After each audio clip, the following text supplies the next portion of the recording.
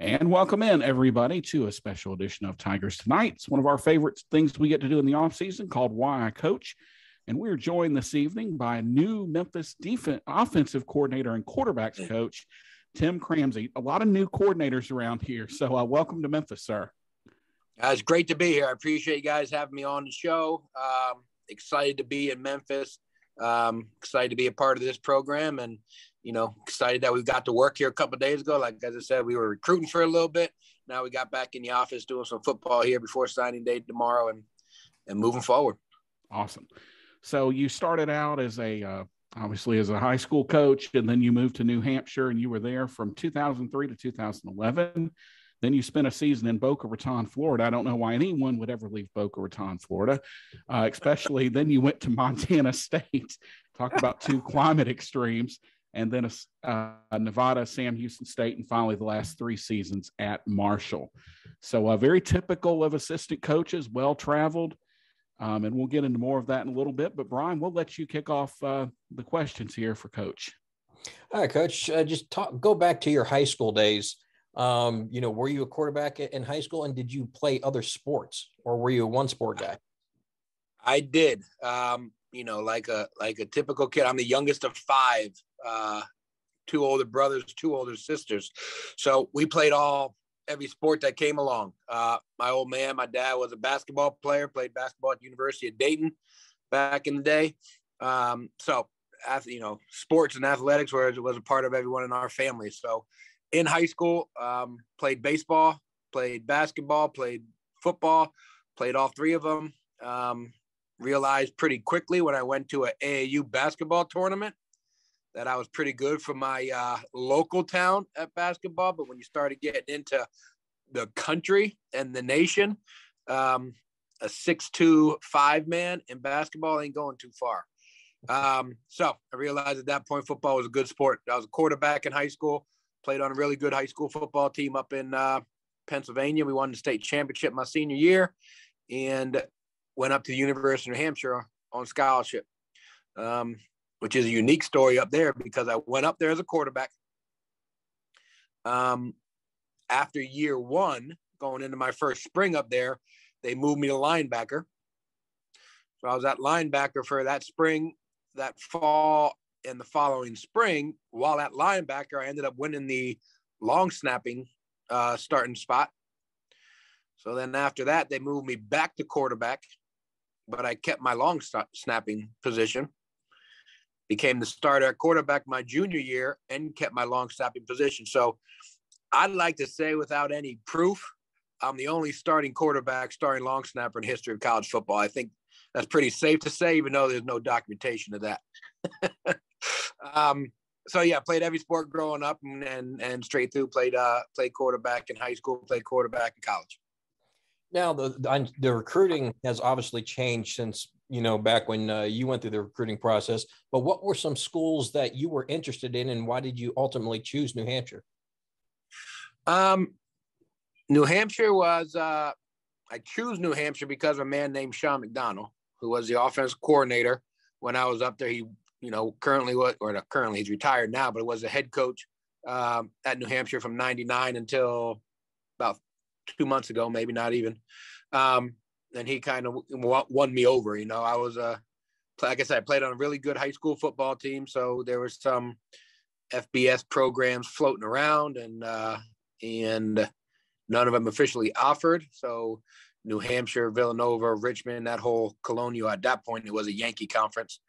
But that now it's the CAA schools. But Coach Mack was really the reason why I chose to go up there. And I wouldn't trade it for the world. That's a beautiful place up there. So it was good to be a part of that program. And then when I left school, I got in the real world for a little bit and did accounting and did finances for nursing homes and sold life insurance and realized I missed a game of football. So got back into coaching. Coach Mack hired me for 2 years of high school ball.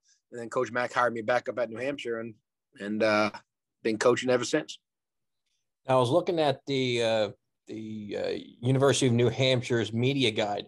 Did you know you hold one of their records? And I wanted to see if you remember what record you still hold. I make this. Okay. I love this, Brian. This is awesome. Yeah, I know exactly which record it is. I was the offensive coordinator there for 3 years, and it was the safest record in any record book across the country because there was no throwing the ball from inside the 10-yard line when I was the offensive coordinator there. The 90-yard touchdown pass from scrimmage. So, yeah, I like to tell people when they call Coach Kelly, Chip Kelly's a New Hampshire guy, whenever we talk, I always remind him I still hold records up in New Hampshire. Ryan Day's a New Hampshire guy. He was 3 years behind me. So we were in the same quarterback room together. So he holds a couple other records there, but I like to remind him that I hold the record there too. Nice. I was going to ask about that because I thought you guys overlapped. Now, what do you remember about him being in that quarterback room? I remember him being kind of who he is today. He was mature for his age at that point. Very smart kid, very, fun, good character type of kid, solid football player. I wouldn't say he was a superstar, but a solid football player who was a better football player because of his intangibles more so than his skill set. And I don't say that as an insult. That's just what he was, and who he is right now as a coach. Yeah, he was a sophomore when I was a senior. I'd like to say he was my backup just because he was, but yeah, it was a good room to be in there with him. Nice. Before I throw it over to Larry, I got to tell you a quick story of how you denied me happiness and you didn't even know it. What happened? Yeah, I grew up in Jersey, so I was a Rutgers fan and never saw Rutgers, no matter what sport, never saw them win in person. And someone's like, well, why don't you go see them when they play like a Division I AA team? So I'm like, all right, I'll try that. Lo and behold, New Hampshire comes rolling into town, and you guys just torch us in the second half with Ricky Santos. Talk about Santos and how special he was, because he blew me away.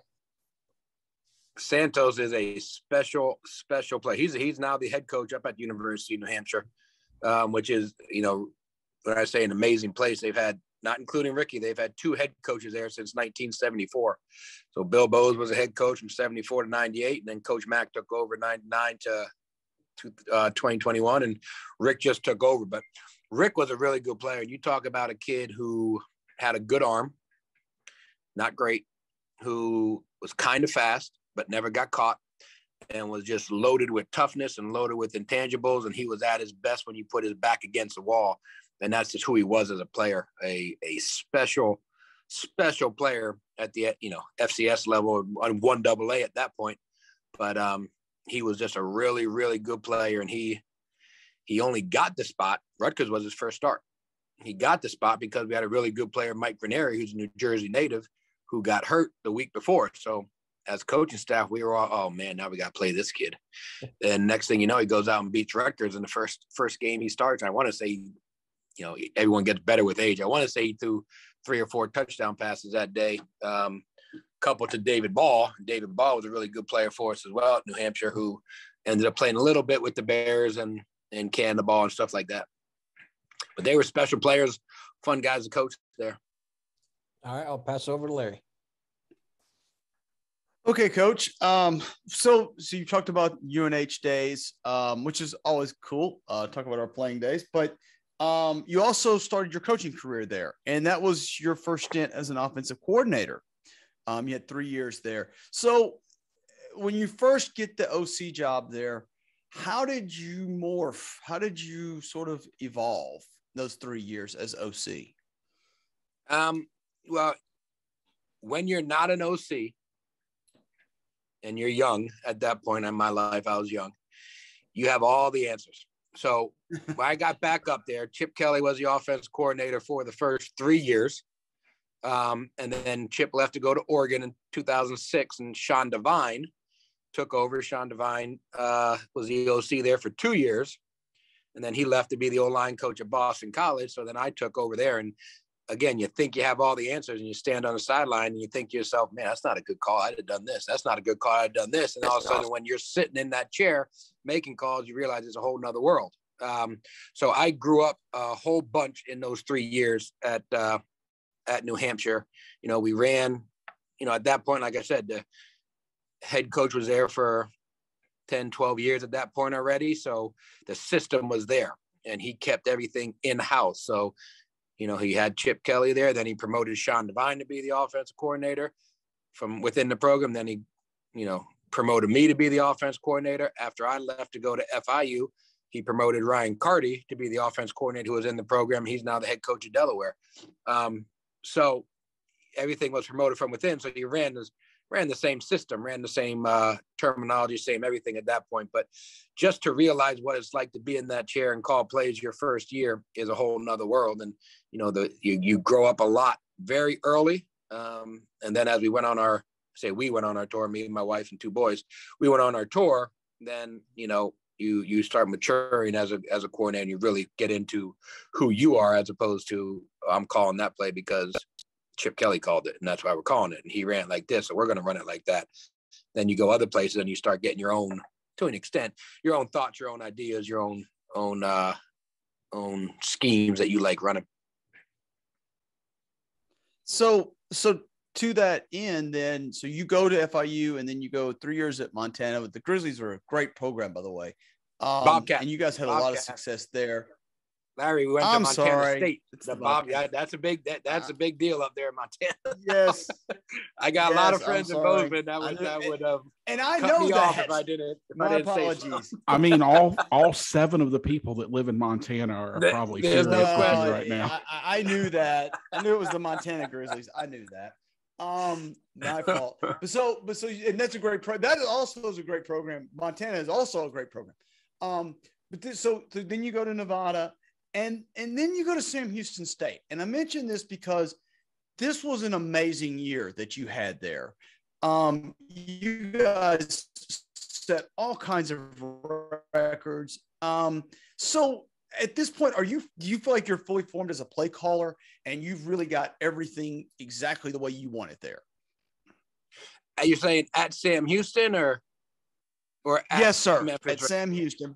All right. By the time you get to Sam Houston, you set all kinds of records there. Yes. You feel like at this point you're fully formed as a play caller. You've been around. Yeah. At that point, that would have been that would have been my 3, 4, 7, 8. That would have been my 9th year as a coordinator. Taking over a program that Phil Longo was the offense coordinator prior to me. So the pieces were in place. Casey Keeler is the head coach there, still the head coach there. 300 plus wins in his career, national championships at Rowan, national championship at Delaware, national championship at Sam Houston. So, an outstanding head coach. So the system was in place. We had a special quarterback named Jeremiah Briscoe who won back-to-back Walter Payton Awards. And we had 3, and I know this is going to sound crazy, but we had 3 receivers who in their time at Sam Houston were All-Americans. 2 of them were All-Americans at the same time. And then the third one became an All-American probably the year after I left. So the talent was there. The skill set was there. The offense that we were running, which was a high pace, up-tempo, throw the ball pretty much every play with JB, was there. And I felt good about, at that point I was, you're never there. You're always able to learn every single year. But at that point in my 9th year, the coordinator there was exactly what I wanted to do, exactly what we wanted to do, knew exactly who we wanted to get the ball to. And I think over time, the more you coordinate, the better you get at plays are plays. Okay. So you run 4 verts, you run 3-tier routes, you run inside zone with RPO, all that stuff is cool. Okay. What you become better at is how can you move your best players around and get them in a position to maximize their skill set in the fall. And that's when you become a good coordinator. When you talk to the NFL guys and you have a chance to sit down with guys who've been calling plays at the highest level for a long, long time, they don't have all new plays that you never saw before. And all what they are great at, what they tell you to do is find out who your best player is, put him in a position where you can get him the ball and he can make you a good play caller. So that to me is something that you always improve. And as you mature as a play caller, that's where you mature at. more so than, all right, we're going to run this brand new scheme. You know, like I talk in terms of basketball. The pick and roll worked in 1875, and at some point last night in an NBA game, somebody ran the pick and roll and it worked. Like four verts works, power works, inside zone works, 3-tier routes works, cross country routes work. So now how can we put our good players in a position to be successful and get them coached up? So to that end, what do you know about the Memphis offense right now? I know you just got the job, but how much have you looked at the offense to figure out who those guys are? You know, to me, I looked at everything. Talked to people. Obviously, it's one thing if you didn't have a family and you're like, sure, I'll go work there. Or, sure, I'll go work there. It's another thing when you have a wife and 2 kids you're responsible for. You're a little more dialed into, all right, where are we going? What are we getting ourselves into? So, you know, you talk to everybody you can. You watch the film as much as you can prior to, you know, post meeting Coach Silverfield, prior to him even offering the job. You find out as much information as you can on them. And then since I've been here and meeting the guys and watching them run around a little bit without a ball in their hands and stuff like that, to me, their skill set is very similar to what we had at the previous place I was at, in a lot of ways. The program, the philosophies are very similar, which is why I thought it was a good move for me to come. It's not like, you know, I said it before in one of the interviews since I've been here, we moved a good bit, me and my wife. Sometimes you move for good reasons and sometimes you move for necessary reasons. So the move from FIU to Montana State was unnecessary. Our head coach got let go, so the whole staff gets let go. So you go from Miami to Bozeman, Montana, and it's a completely different style of athlete, completely different style of culture. But you kind of did that because, you know, to an extent, you need a job. And it turned out Bozeman's a great place. But right now, you know, we were in a situation, we had a job and we really weren't looking, to be honest with you guys. And then all of a sudden this opportunity presented itself and it's like, well, this is something we got to take a real good look at. And then once you investigate it and look into it, the skill sets of the players and the fact of Seth being here as a quarterback who was overly successful last year and the success of this program in the past and everything is, you know, was a very good situation for us. So the skill sets I like now to sit here 3 days on campus and say, I know those guys inside and out. No, we won't. Honestly, personally, I won't know that until we go through 15 spring practices and put these guys in situations to see exactly what they can do. Because I'll be honest with you guys, even if I was here for 5 years, every year it starts over.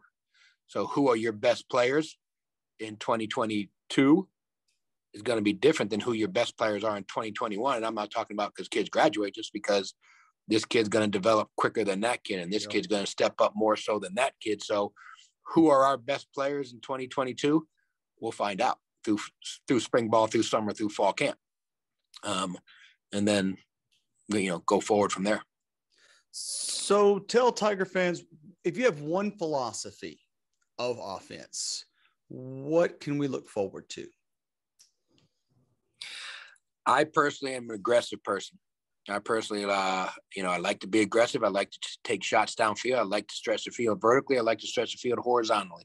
That's a tough question to put just one on it, but right.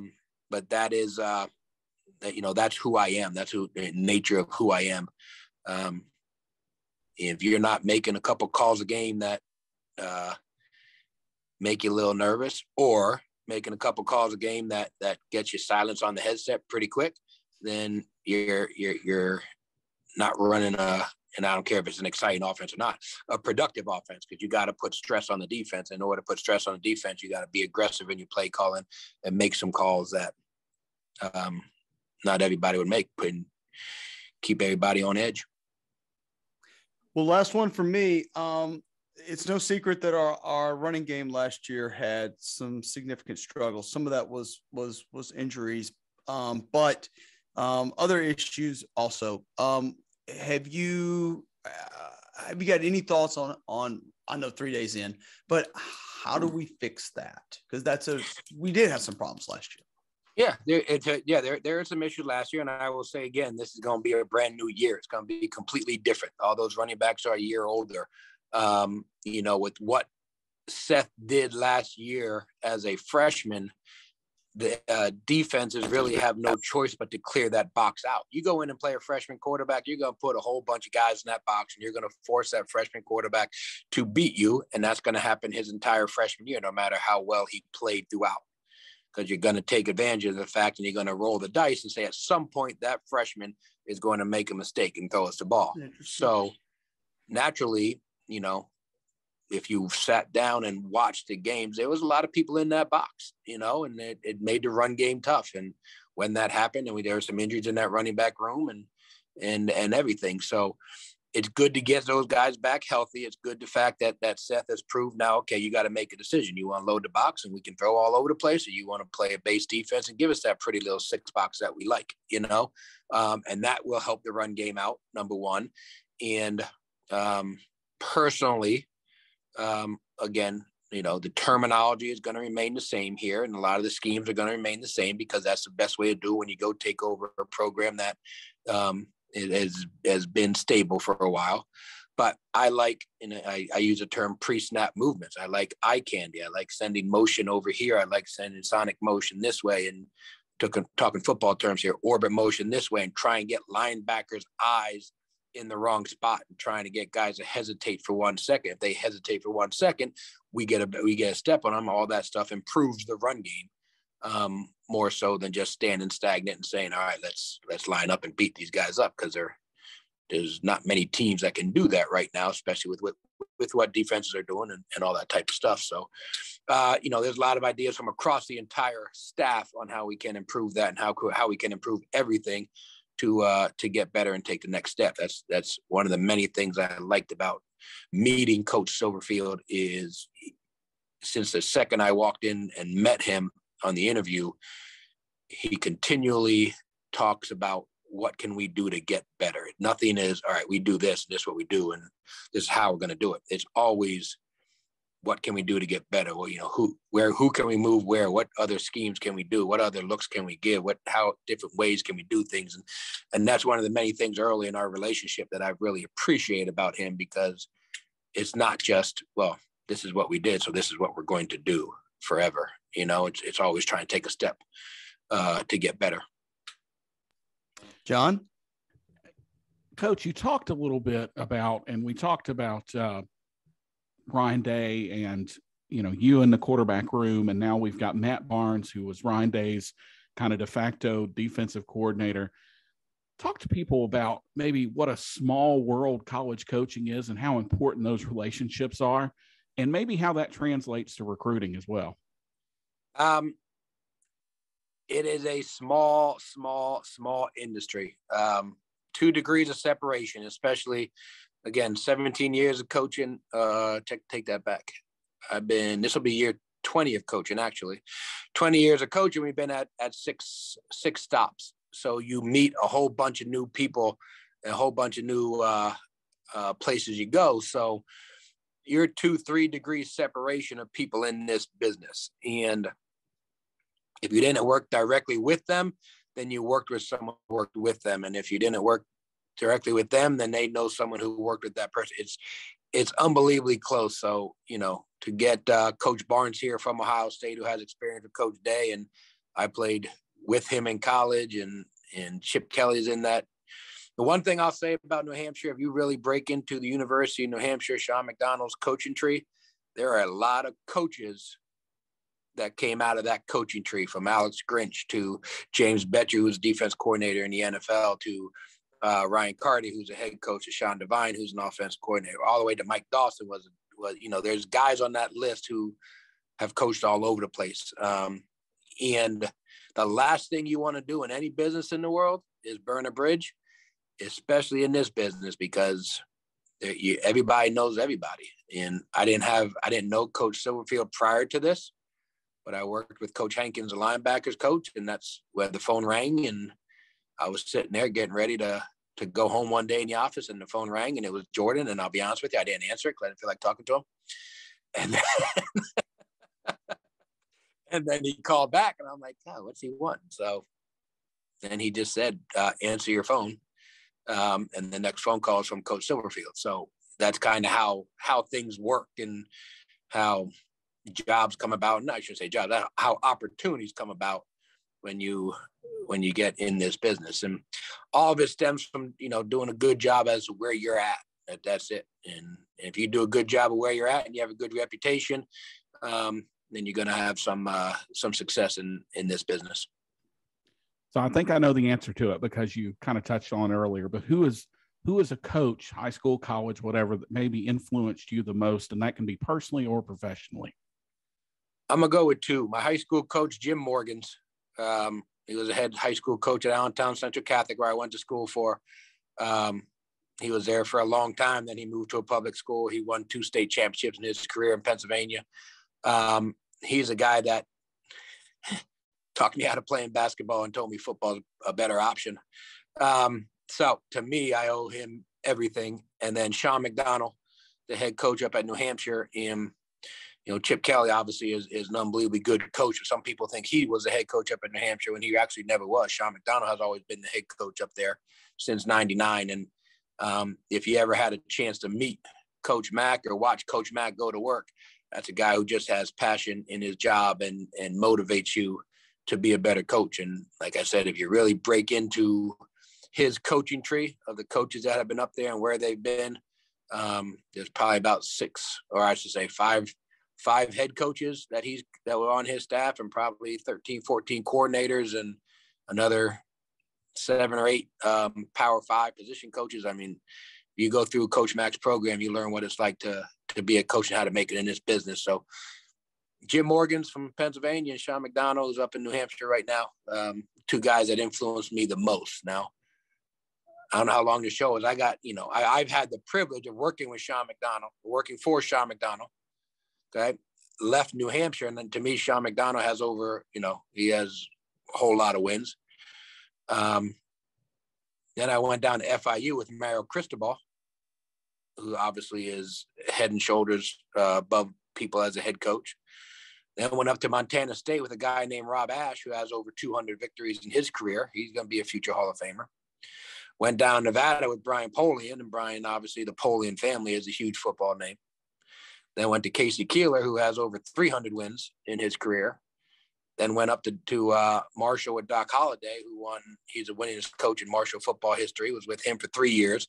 And then Coach Huff last year, who, just left Alabama. And in that last year, you were able to learn a little bit of the Nick Saban way and how programs are run. So I've been very lucky with the head coaches that I worked for to make myself a better coach. I know that this is like asking you which one's your favorite kid, but who's the best player you've ever coached? Best play. Oh man, now you're gonna get me in trouble if anybody's listening, man. You can make a short list if you want to, so not to make anybody mad. Best player I ever coached. There was the quarterback that played for us the last 2 years at Montana State named Dakota Prukop. He left Montana State his senior year, went out to Oregon. He still plays up in Canada. Was a special, special player for us. Jeremiah Briscoe, JB, the quarterback that played for us down at Sam Houston. He did not make the next level. He played in Canada for a little bit, but he had, ironically, Tommy John surgery on his elbow right after his senior year, so it kind of hurt his chance to play at the next level. But he had an arm talent that was second to none. Dakota was just an incredible athlete all around as a quarterback. So those are probably the 2 best that I coached as far as quarterback specifically coached. There's other guys on offense that I had the privilege of being a coordinator for who were special players, but those 2 were quarterbacks that I coached that were able to go to the next level and make money in this business. So talking about quarterbacks, that seems to kind of be your passion, is being not only an offense coordinator, but the quarterbacks coach. Mm-hmm. What is the most important characteristic you look for in a quarterback? To say one thing, it's toughness. Okay. The intangibles is what makes a quarterback a good player. I tell every quarterback I recruit and every quarterback I coach, there's a lot of people who can stand there and throw a football. That's pretty easy to do. All of us can stand there and throw a football. All right. There's a lot of kids in high school who can stand there and throw a football, but to truly play this position is predicated 100% upon intangibles. Again, Tom Brady's a really good quarterback, but his intangibles make him who he is. You get to go through every quarterback in the NFL and say that about them. So to me, it's a toughness. And when I say toughness, it's not just, my leg hurts, I'm going to keep practicing. It's the ability to take failure and move forward and quickly. It's the ability to take success and not let it go to your head and move forward quickly. It's the ability in the world of Twitter to be able to take all the criticism, no matter who you are or how well you play. There's going to be criticism out there. It's your ability to take all that criticism and use it as motivation, more so than starting to lose confidence in yourself. I'd always tell my quarterbacks, stay off of Twitter.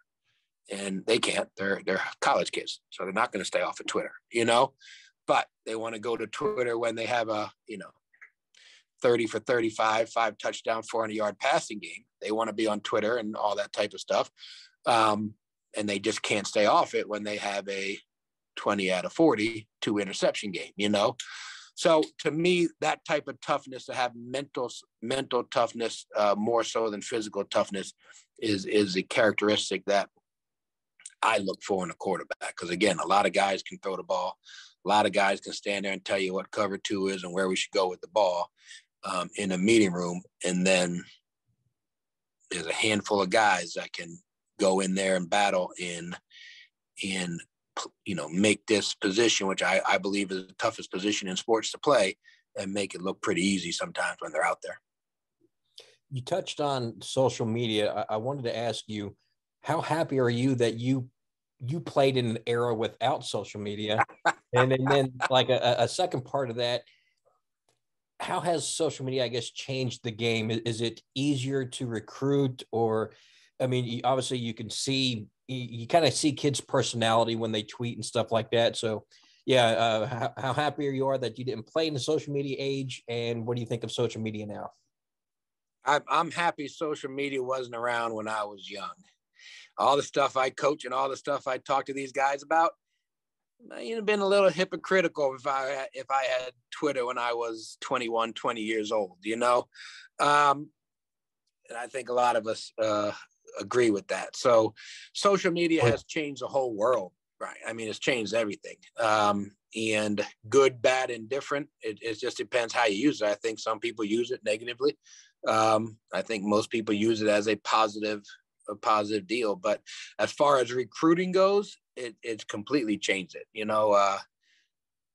I laugh sometimes when high school coaches say he's under-recruited. Well, it's impossible to be under-recruited right now because there's so many ways to get your film out there. Now, when we were growing up and we were playing, yeah, it was hard to get a VHS tape out there and maybe, but now you just download, you put it on Twitter, it's out there, you send it to every coach in the country. Everybody has seen it. So to me, it's made recruiting easy to be able to identify and evaluate kids. And then again, same thing I'll teach my boys. I have a 9-year-old and 8-year-old. They're not dealing with it just yet, but you can lose a scholarship just like that by going on social media and doing something from 5-6 years ago when you were in the 7th grade. Like that's what scares me about social media when I start talking about my own personal boys and then guys you coach and how you need to stay off and how you like this tweet. That's your words, whether you type them or not. And that's the stuff you just need to constantly educate these kids on. Because as long as it took you to build a good reputation, and as long as it took you to build good character, and as hard you had to work to get to where you are in this world, one touch of a button could ruin all that in 1 second if it's the wrong tweet, or you have a bad night and you start tweeting something out there that could ruin everything. So to me, you got to educate them on a daily basis. And realistically, when I tell them to stay off of Twitter, I know that's not going to work. So how can we use Twitter as a positive feed as opposed to something that's going to cause some negative attention to us. So just a couple more questions here. The first one, do you prefer, you mentioned earlier being down on the field, do you prefer being on the field, or would you rather be upstairs? It's 50-50. I think there's pluses for both of them.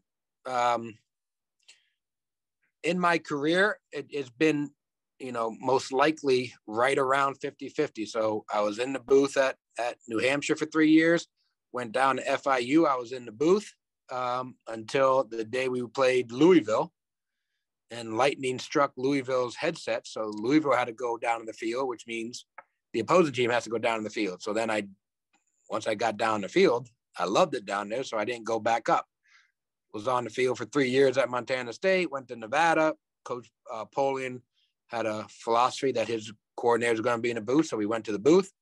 Sam Houston on the field, Marshall on the field for 2 years. And then the last 2 years of Marshall was in the booth. So to me, it depends a lot of factors. I like being on the sidelines because your emotions and the feeling of the team is all there. So you can look your quarterback in the eye, and you can look your offensive players in the eye and get a true feel for where they are. You can feel the atmosphere of the stadium and feel exactly what they're feeling. Now, when you do that, you got to be good to keep your cool about yourself, because sometimes that emotion gets the best of everybody, So it's positive to be down the field for that side of it. When you're down the field, you better have a whole lot of faith in the guys in the booth telling you what's going on, that they can see better, and trust those guys that what they're telling you is correct. Okay. Now, positive of being up in the booth, ironically, is the exact opposite of all that, where your emotion is completely out of it. You're sitting in the booth where it's silent. You got the headset on, you hear nothing but talking to the other coaches. You got a unbelievably good view of the field and know exactly what you want to tell your quarterback when he steps off the field. And the climate never changes in the booth either. So that's good. On cold, rainy days, the climate's always the same in the booth. But so there's pluses and minuses to both of it. I guess if you were asking me if I had to sit here and choose tonight where I'd be, I'd probably go up to the booth. And most likely that's where I'd be this year. Yeah, I was going to question you a little bit for choosing to be on the field at Montana State after being in the booth at FIU. People don't know what cold is until they go stand in it. When you say we played Idaho State in Bozeman at -4 degrees, -20 degrees wind chill. It makes you want to cry. It really does. Yeah. People say all the time when it's snowing, oh, that's football weather. I look at that and go, man, that looks terrible. I want no part of that. No, it was a Packers game too. Was that 2 weekends ago where you just saw the smoke coming out of everybody's breath every single play. So, but yeah, it gets cold up that way, man. Final question here, and it's the most important question of the night. You've only been here 3 days, but you're a man that spent a year in Texas. What's better, Memphis barbecue or Texas barbecue? Memphis. That's what we like Memphis to hear. Barbecue. That's what we like to hear. Not even close. Good answer. Not even close. Well, Coach, thanks a lot for joining us and doing this tonight. And we look forward to spring practice and then seeing the product out on the field this fall. Absolutely. I appreciate you guys having me. Look forward to meeting you guys in person. And go Tigers, go. Excited to be here. Awesome. Thanks, Coach. Have a great night. Got you. Appreciate you guys. Thanks.